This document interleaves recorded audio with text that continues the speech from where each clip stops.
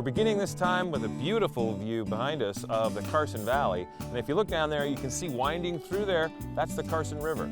And this trip actually takes us from one river to another, and our destination for tomorrow is just east of here, the Walker River, home to a brand new state park. Yeah, we're looking forward to seeing that. But our first stop today is right down over there near Nevada's first settlement. Tucked into the east side of Carson Valley at the foot of the Sierra is Genoa. It's been here since 1851 and still feels like a throwback to an earlier time. The deer like it too. You can usually spot a few as you drive slowly through town.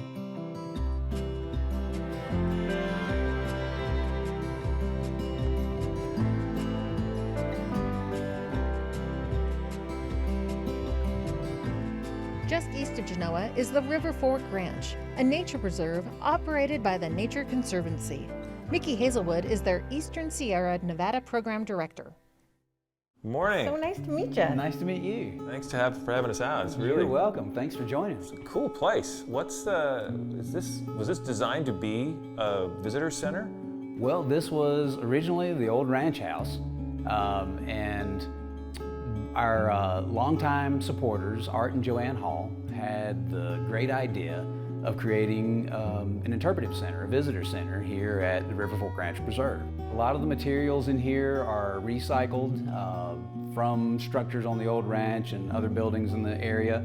So a lot of the wood is reused, repurposed. So this was originally River Fork Ranch, just a regular old ranch? Correct. And this was where they lived? Right. Well, that's cool. So it's totally now revamped and beautiful. Yeah, it keeps the ranch vibe about the place while updating it. Yeah, it's such a nice merger. I can see little bits of my grandpa's ranch while I look around. I'm spotting the great horned owl that I listen to all winter and spring. And then, of course, the scrub jays love to yell at me. It's so much fun to look at them. It's really cool. Are these all birds that we might see when we visit here? Yeah, these are a few of the bird species that are found here on the ranch and in the Carson Valley generally. You know, one of the things that we see is that the irrigated pasture lands function much as the historic wetlands here did in the first place, that they still provide the same type of bird habitat. So this is a place where ranching and conservation are very compatible. So it's really neat landscape and really neat interactions between historic land uses and ecological purposes. Really fascinating. So what can we see out here? Can you take us around? Sure, let's go take a look. Cool. Mickey, it's not far from Genoa there. We see a lot of deer when we're over there, but do they come out this far? Yeah, we have a lot of deer on the property, and as a matter of fact, it's probably worth taking a peek underneath the deck during the heat of the day. Oh, they come we in, often have deer come and bed down under the deck here, seeking a little shelter. Yeah. And you've got some milkweed in here for the monarch we have kind of a butterflies? pollinator garden here, and we have some pollinator plants in other parts of the property as appropriate. So how long a little trail is this? I think it's just under a mile. So easy for most people to be able to come out and enjoy. Yeah, relatively flat, not much up or down on this. The view of the mountains is gorgeous from here too. The area we're looking at, this is an area where we've done some ecosystem restoration. We joined forces with the Nevada Museum of Art and their Center for Art and Environment. We created an inset floodplain in this area to encourage more frequent flooding of this zone. But this structure that you see, this woven willow structure, is obviously an artistic form of something that has a real function.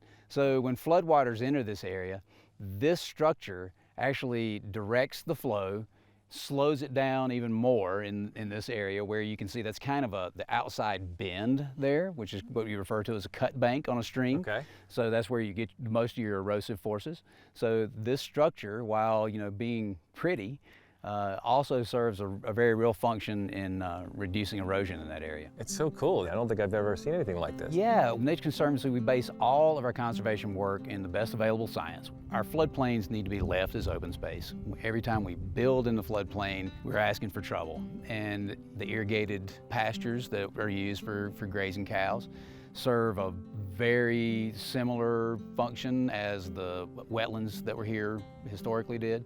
I have an instinct when I hear flooding to think that's bad, but not necessarily, right? Right.